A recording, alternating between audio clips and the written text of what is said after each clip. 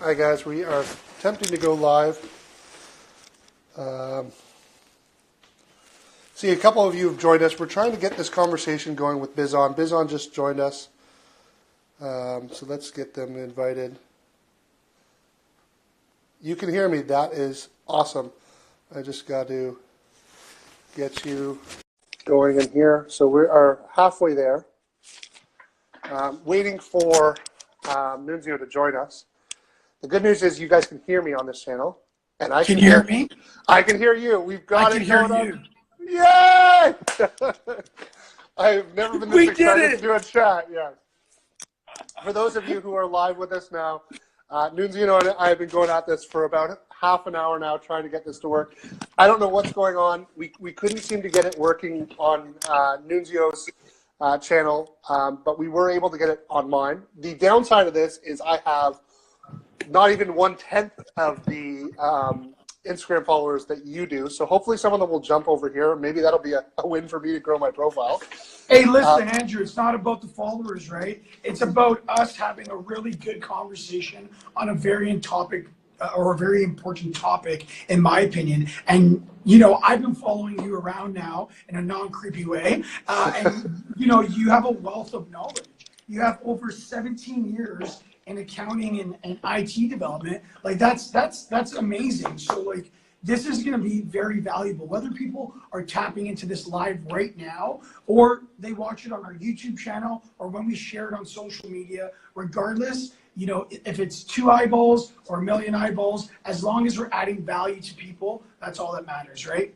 Absolutely, and I hope we'll have a great conversation today. And I mean, I think also some kudos need to go back to you as well as I guess you've done some really amazing things. I just realized today that you were a notable entrepreneur of the year, and it's funny because Notable is actually right next door to us here. Oh, that's so cool. Yeah. So and you've done some really amazing things. Done some work with Startup Canada, who I'm a big fan of. I've done some work here in Startup Toronto, but you've done some great work there, and you are the man in the startup scene, and you've done some amazing things. So kudos back to you.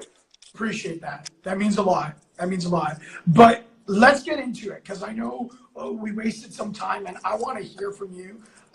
So just so the audience is aware, Bizon runs this Biz Chats, which is a digital program, happens every Wednesday, and I get to interview amazing expert guests such as Andrew on a wide variety of business topics. Today's topic is managing transitions and how to take over an established business. So I want to get right into it. I got about 10 questions that I'd love to ask you and get your insight on. So the first one is, what is the best part about taking over an established business? I think the best part of taking over an established business is the ability to scale and grow is a lot easier, particularly in the industry that I'm in. I'm in the accounting business, which has historically been very referral based. So starting out with no clients, which I actually have, I guess one of the great things is I have a bit of experience in both purchasing and acquiring my father's practice and starting my own practice, Wall CPA, from scratch. And the ability to grow and to scale quickly is a lot easier with an established business versus starting off from scratch with no clients. And there's great tools and stuff for helping you grow with digital marketing and all sorts of other channels. But that referral and word of mouth only comes when you have a client base. And having that existing client base to get referrals from makes it so much easier to grow your business. Not to mention the other fact that one of the great things about taking an established business is finding new and better services or tools that you can offer to that existing client base, and how you can take that existing client base and add more value to it, which can help you grow that business, which again allows you to just scale and grow at speeds that you are very difficult to do as an entrepreneur starting out from the ground up. For sure. There's that foundation, right? Which is important. Absolutely. Great. Okay. So now that's the best thing. How about what's the worst thing? Well, I guess one of the worst things is that it's an established business, and that with that comes sometimes some baggage. And I think one of the things that when you're looking at buying an established business, you should be looking at it not just as buying a job, but as how you're going to really be adding value and taking it to a different level. I guess So my father, who was prior to his accounting world, was very big in real estate. He both made and lost small fortunes in the real estate market. And when he looked at real estate, he always looked at not just buying a property and holding on to it and selling it and hoping that the market goes up. It was, what are you going to do to add value to increase the value of this business? And I think when you're looking at a business, it's the exact same idea. What are you going to do to change the business, to either improve efficiencies, to add new services, to deliver a better product? What are you going to change in this established business to make it better? So I think one of the things that is difficult about taking over an established business is that it has established processes and it has baggage, and how do you overcome that baggage? And for us, you know, I look back at some of the people who have been with my dad's organization for over 20 years, and they were really, as you can imagine, in the accounting world, people don't like change. So how do you help them overcome that change? Because if your goal is to add more value and to change the organization in some way, how do you bring that established business along that journey? And that's, in my opinion, the most difficult part about taking over an established practice. And it's so amazing that you talk about the whole change conversation. I actually had a biz chats on on change management and how people don't like change, especially in the business world. I don't know about you, but when I was in business school, there was I guess this term called the comfy chair syndrome, where a lot of businesses are in their comfy chair, they're happy, and they don't want to do anything, right? And most of those businesses turn into the blockbusters, right? Yeah. That get disrupted by Netflix, or the taxi industry that gets disrupted by Uber, et cetera, right? There's so many, case studies on how it's not a good thing to, just stay comfortable, but to always innovate and find, efficiencies or processes to become better and adapt to what the consumer wants, right? So yeah, there's a big conversation on that. Absolutely, yeah. And I think there's some really interesting posts too about even the largest businesses that we look at as the mainstays of business across the world are not going to be the mainstay of businesses in 10 years from now. Anyone can be disrupted overnight, and particularly even in the industry that we're in right now. We're actually one of the most disrupted fields in the market. But I look at this as an opportunity. This is an opportunity to change and to evolve and to take established businesses that aren't willing to take that transition. And that's a massive, massive opportunity, for the people in my generation and the people who are willing to take a little bit of risk, try things out and experiment with new things, and to take these more traditional firms and bring them along this journey. It's a huge, huge, huge opportunity. Makes sense. Now, why would you buy an existing business versus starting one from scratch? I know you touched on a few reasons so far, but if you had to summarize it, why would you do that? Well, I think that there's a lot of things that come along with it. Obviously, the client base is huge, and we talked about that earlier about the ability to grow and scale a business when you have a client base. But I think that there's other things that come with the value. There's brand awareness that's going to come with the organization. There's also systems and processes and procedures, and there's a team. Hopefully, you're buying into an organization that's got a really strong team. And I'm a big believer that you're only as good as your team. And so with an organization, you're really getting the benefits of buying into an organization that's got a whole bunch of things going on for it. And this is where the due diligence comes in, right? You got to make sure you got a good business that's got the ability to grow, that's got a good team, that's got a good client base. But if you've got all those right pieces, it's a huge, huge advantage for anyone who's trying to build and grow a business.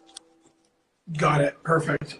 And also to add from, I guess, a financing perspective, it's funny when I have conversations with people, I'll say, hey, have you ever thought about buying a business? They're like, oh, I don't have that type of money. I'm going to start something from scratch. And I look at them, I'm like, you obviously haven't started a business from scratch, because there's so much time, energy, emotions and sweat and tears that you put into starting a business from scratch, and the outcome isn't always, most of the times, it's not guaranteed.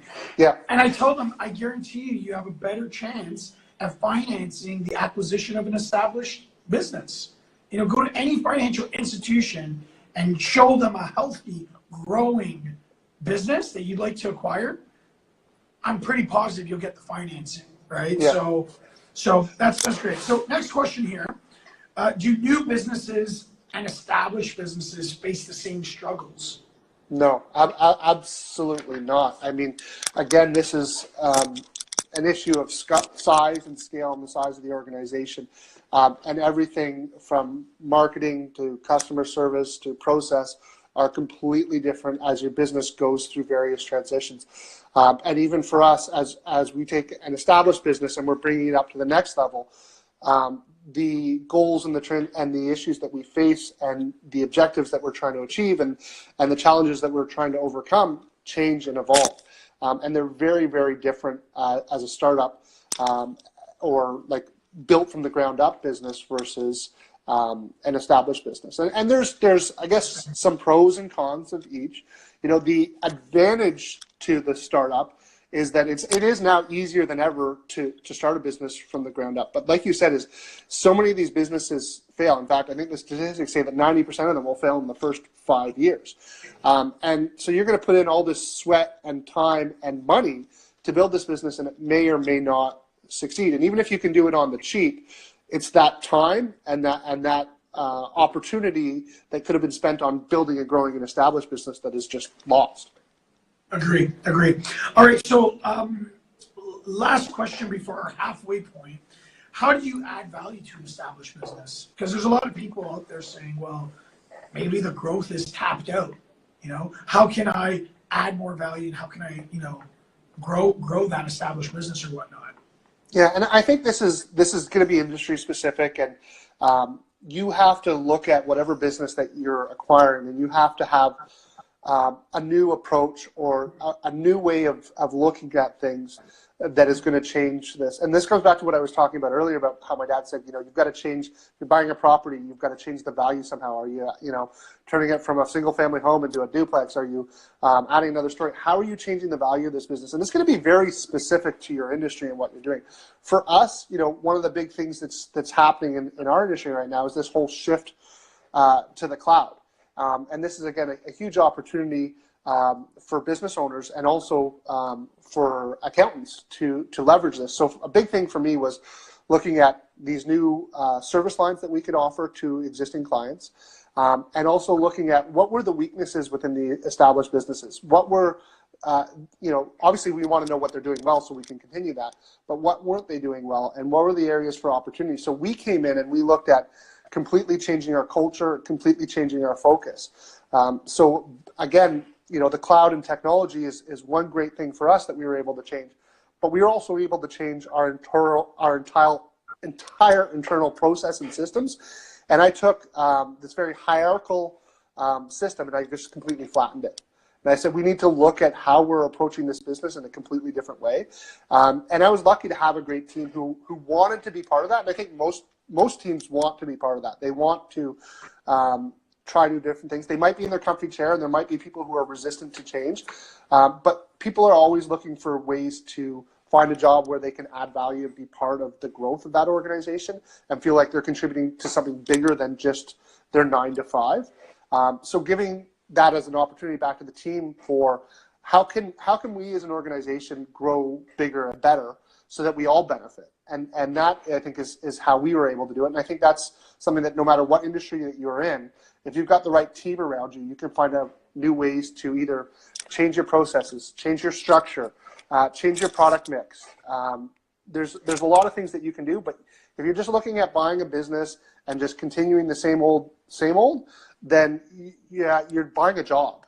And the problem with that is, it's easy to arrange financing if the cash flows are positive.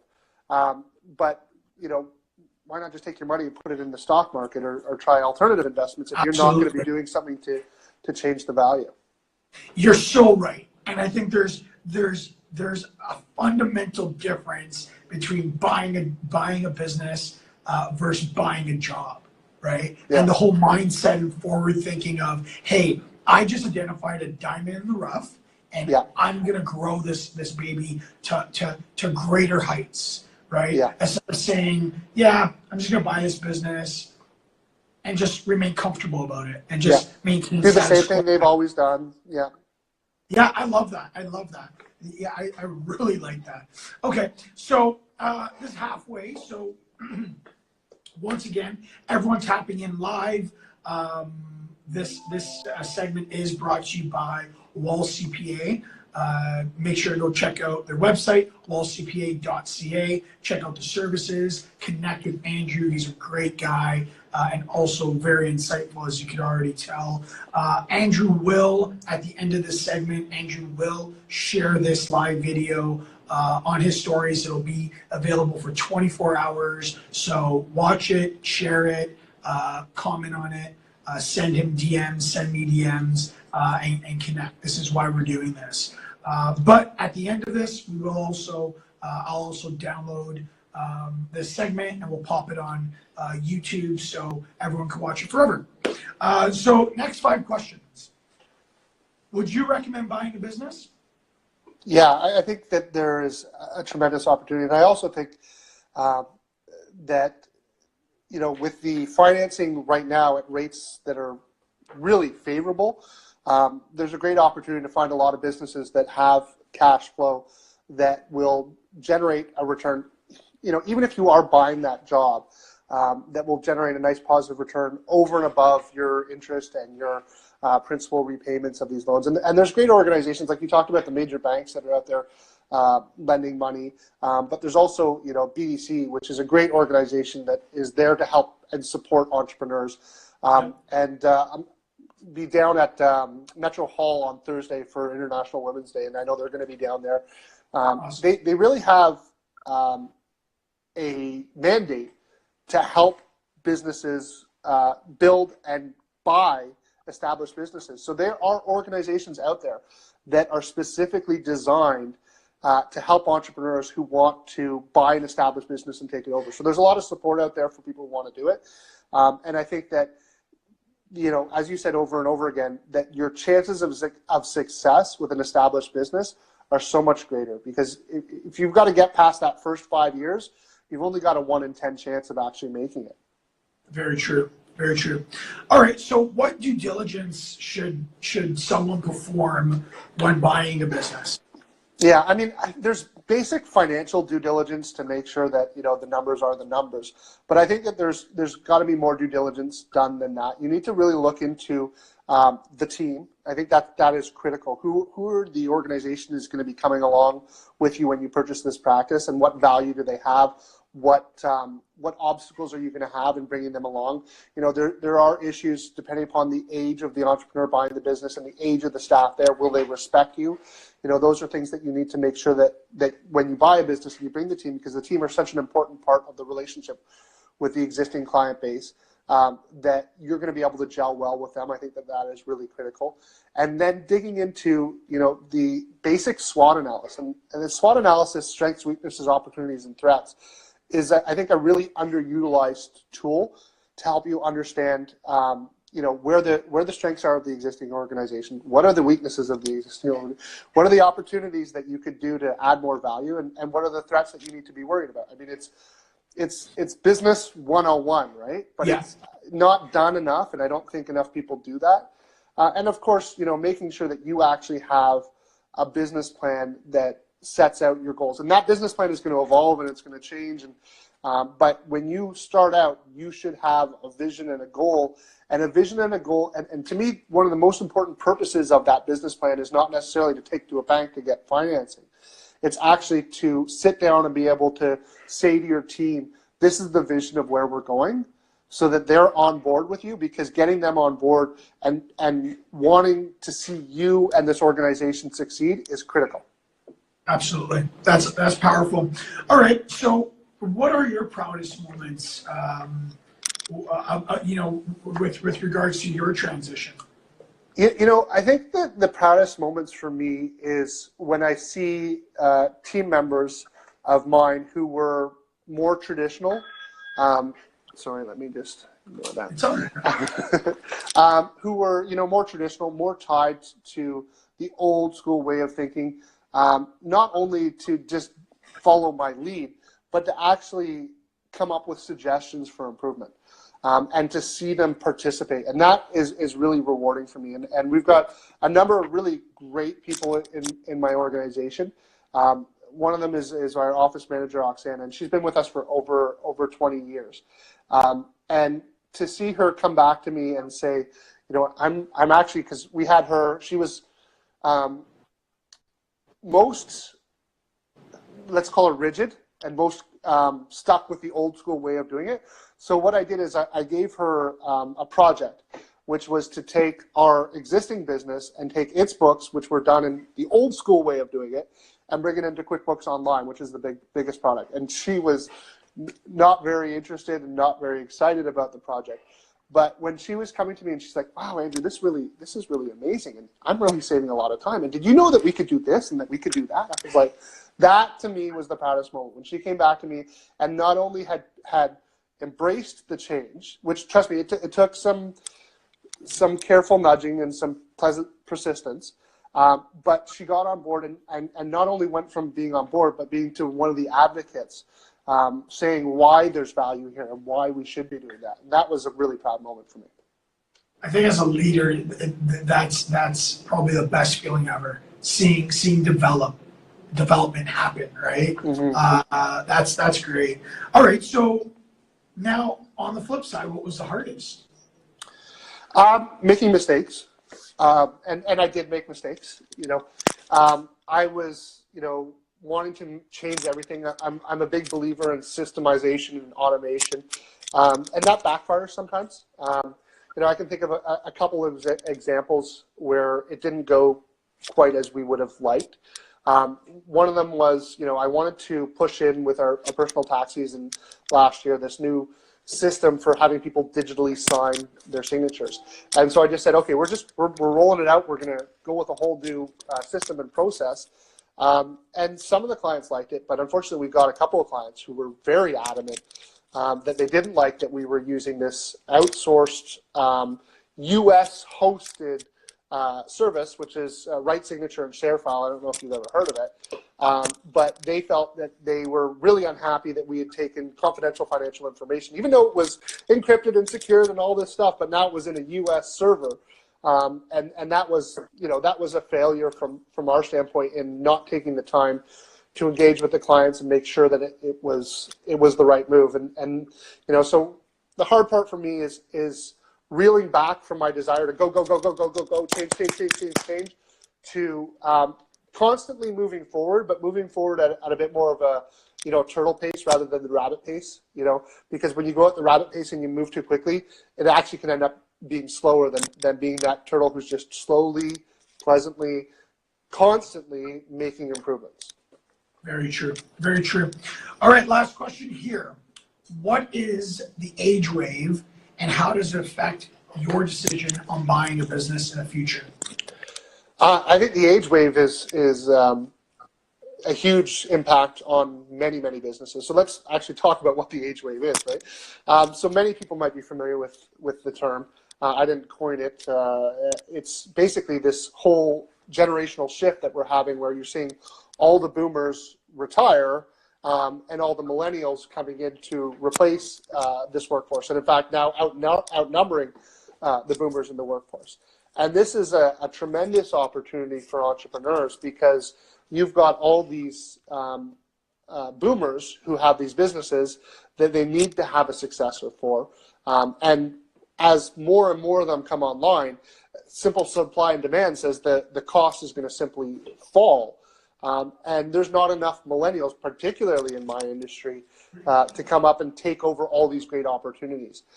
So I think that, you know, as more and more people recognize the value of taking over an established business rather than taking that, you know, 90% chance of failure with starting their own practice, we're going to see more and more people moving into that opportunity. And I think what we're going to see is also the people who are successful at purchasing one or two businesses, purchasing several of them, which is going to give people the ability to scale and grow quite rapidly. And then using all this great technology to help us centralize and automate and grow. So this is a massive opportunity, and we're just starting out. We're just starting to see the boomers retire now. I think the bigger shift, we're out probably still another 5 to 10 years, because my dad is 77 and still wants to come into our office and contribute. Good for him. And I think that for a lot of these entrepreneurs, they define themselves by their businesses, and they're not ready to give that up. Some of them will be forced into retirement because of age and illness and other things that happen as we get older. But other of them will see that this age wave is coming and want to get out before they lose the opportunity to leverage the value of their business, right? They want their exit too. Absolutely, and you nailed it on the head. Bizon's riding on those trends as well, in order to provide obviously a platform for individuals to buy and sell. We're just this little part on this very important journey to either buying or selling a business, and I think we're doing a great job so far at really attracting and connecting engaged users and creating this captive audience of people that believe in the power of being a business owner or being an entrepreneur, and also this opportunity for that person, whether it's due to retirement or other factors, to say, hey, listen, I created a really valuable and sellable business here. I want to connect with engaged and serious buyers. So we're riding those great waves. We're very excited. Our Intel states that it's really going to start happening in the next 3 to 7 years as far as ramping up significantly. So it's great to hear someone else align with what we're thinking as well. But this does bring us to the end of our Biz Chats. I do appreciate the conversation, but the way I end every Biz Chats is with a rapid fire question or questions. Rapid fire questions. So. First answer that comes to the top of your mind. This is supposed to be fun, nothing serious. What was the last song you listened to? I think I've Got Gold by Adam something or other. Okay. Yeah. It's I'm on Spotify, so it's So it's just rolling. Well, and I go to the whatever viral hits and stuff like that, and always looking for new stuff. So I like sort of poppy hip hop type of stuff. Nice. It's got a good beat. I liked it. I've Got Gold. I hope I've got that name right. All right. What was the last movie you watched? So it's been a while. The last movie I watched was Star Wars, The Last Jedi, or whatever it was, which was great. But more and more it's Netflix these days, or other TV shows. Which my wife turned me on to this other one. She came in and put it on, and it was called Girl Boss. I don't know if you've heard of it.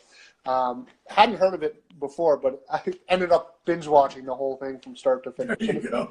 So it's this really salty, really foul-mouthed girl from San Francisco who starts this online eBay clothing business, and it's I really liked it because it really is so true with so many of the stories of so many entrepreneurs I see. It really came off as really raw and sort of authentic and funny. So it was worth a watch. Nice. And what was the last book you read? So this is what I'm on right now, which Crushing I picked up. Crushing It from Gary Vee. Now, the problem I have, thank you for the book that I got at the Generation Now event. I'm more of an Audible guy. So my dad called it the University of Four Wheels. And it's funny, when we were kids, he would punish us by making us listen to audiobooks and motivational speakers, which is funny because now I love that stuff. Exactly. You had a post the other day by Seth Godin, who I love him as well. I mean, he's got a book that I read called The Icarus Deception, which I think is a great read for many people. There's, one of my goals right now is to read, aka listen to, 24 books within this year. Sorry, 26 books. So basically a book every 2 weeks is sort of my goal. Wow. Objective. Nice. I think reading and/or listening is such an important part of growth, and as an entrepreneur, you really have a responsibility to constantly be learning and trying to grow and build your business. I agree with that. Yeah, I'm a big fan of Audible, which is a great thing for me because I do find it hard to sit down and actually physically read. I guess that's the hard part. Makes sense. Yeah. Well, I appreciate this so much, Andrew. This does bring us to the end. Yes. Like I mentioned, everyone listening in, Andrew will share this on his stories for 24 hours. We're gonna download this segment as well, pop it on YouTube, and that's pretty much it. We'll be back next Wednesday. We'll be talking with another expert guest. But my usual plug at the end of every Biz Chats is, if you're looking to buy or sell a business, check out mybizon.com. Thank you, everyone, and thank you so much, Andrew. Thanks for being patient and trying to figure out this whole audio issue. The beauty of technology, it's totally fine. You know, the whole I guess initiative for Biz Chats is to be something informal and something casual where we can talk about really important things and have our audience tap in live. So